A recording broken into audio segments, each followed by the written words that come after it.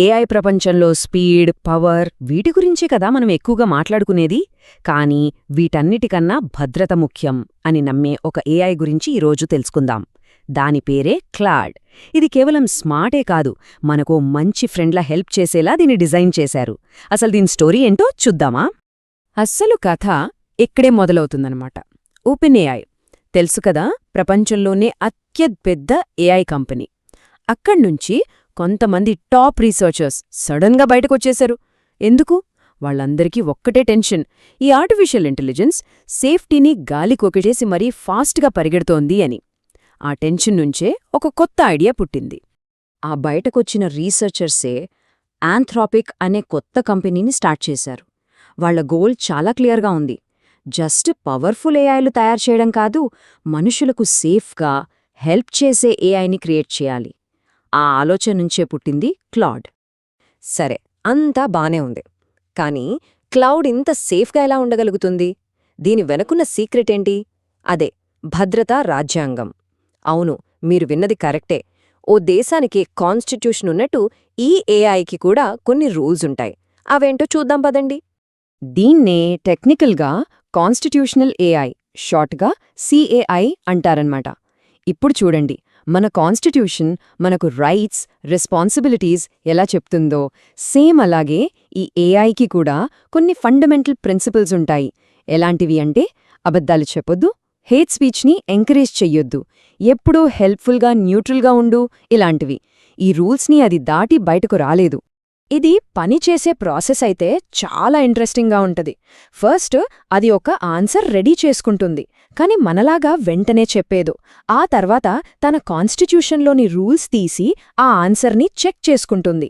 నేను చెప్పే ఈ మాట వల్ల ఎవరికైనా ప్రాబ్లం అవుతుందా అని సెల్ఫ్ చెక్ చేసుకుంటుందన్నమాట. ఒకవేళ రూల్స్కి వ్యతిరేకంగా అనిపిస్తే వెంటనే దానంతటదే ఆన్సర్ని మార్చేసి సేఫ్ ఆన్సర్ ఇస్తుంది. అప్పుడు ఫైనల్గా హ్యూమన్స్ దాన్ని రివ్యూ చేస్తారు. సో ఇక్కడ మనం గమనించాల్సిన మెయిన్ పాయింట్ ఏంటంటే, ఈ ప్రాసెస్ వల్ల ఏఐ సేఫ్టీ అనేది కొంతమంది మనుషుల ఒపీనియన్స్ మీదో, వాళ్ల మూడ్స్ మీదో డిపెండ్ అవ్వదు. కాన్స్టిట్యూషన్ ఫిక్స్డ్ కాబట్టి ఏఐసిచ్చే ఆన్సర్స్ కూడా చాలా కన్సిస్టెంట్గా, నమ్మకంగా ఉంటాయి. రైట్, ఇప్పుడుదాకా సేఫ్టీ గురించి మాట్లాడుకున్నాం. ఇప్పుడు క్లాడ్ యొక్క అసలైన సూపర్ పవర్ ఏంటో చూద్దాం. ఇది నిజంగా మిగతా ఏఐల నుంచి దీన్ని వేరుగా నిలబెడుతుంది. 2 లక్షలు ఏంటి నంబర్? చూడ్డానికేదో ర్యాండమ్గా ఉంది గదా, కానీ ఇదే క్లాడ్ అసలు సిసిలైన సూపర్ పవర్.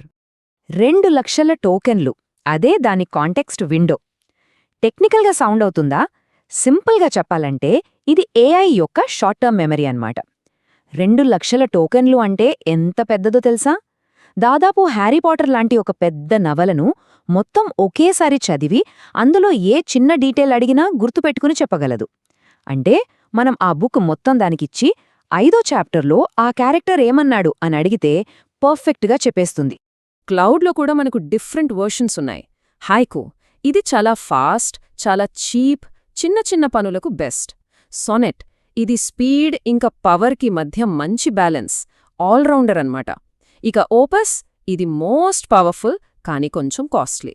అంటే మన పనిని బట్టి, బడ్జెట్ని బట్టి మనకు కావలసిన మోడల్ని సెలెక్ట్ చేసుకోవచ్చు. సరే, ఇప్పుడు అందరూ వెయిట్ చేస్తున్న సెక్షన్కొచ్చేసాం. క్లౌడ్ వర్సెస్ దాని మెయిన్ రైవల్ జీపీటీ. అసలు వీటి మధ్య తేడాలేంటి? ఏది దేంట్లో better? Let's find out. Writing quality విషయానికొస్తే చాలామంది క్లాడ్ స్టైల్కి ఫ్యాన్స్ అయిపోతారు. ఎందుకంటే అది రాసేది చాలా న్యాచురల్గా, అచ్చం మనిషి రాసినట్టే ఉంటది. జీపీటీ కూడా గ్రేటే, కానీ కొన్నిసార్లు కొంచెం రోబోటిక్గా అనిపించొచ్చు. కానీ క్లాడ్ రాసే పెద్ద పెద్ద ఆర్టికల్స్, రిపోర్ట్స్ చాలా ప్రొఫెషనల్గా ఉంటాయి, చదవాలనిపిస్తుంది. ఇక మనమిచ్చే ఇన్స్ట్రక్షన్స్ ఫాలో అవడంలో క్లాడ్ చాలా పర్ఫెక్ట్.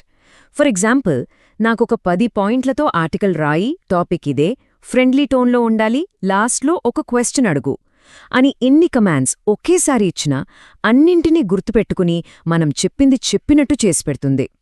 ఈ విషయంలో GPT-4 కన్నా క్లాడ్కే కొంచెం ఎడ్జ్ ఎక్కువ. ఇక పెద్ద పెద్ద డాక్యుమెంట్స్ హ్యాండిల్ చేయడంలో క్లాడ్కి పోటీనే లేదు. మనం ఇందాక మాట్లాడుకున్నాం కదా, దాని 200K కాంటెక్స్ట్ విండో, అదే దీనికి బిగ్గెస్ట్ అడ్వాంటేజ్.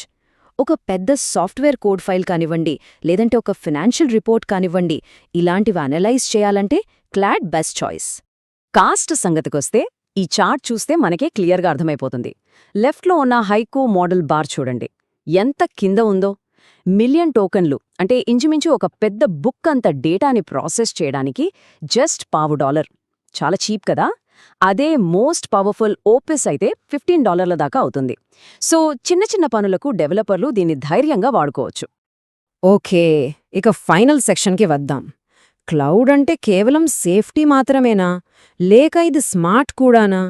చాలా మందిలో ఉన్న ఒక కామన్ మిస్అండర్స్టాండింగ్ని ఇప్పుడు క్లియర్ చేద్దాం. చాలామంది ఏమనుకుంటారంటే ఒక ఏఐకి ఇన్ని సేఫ్టీ రూల్స్ పెడితే దాని పవర్ తగ్గిపోతుంది కదా అని.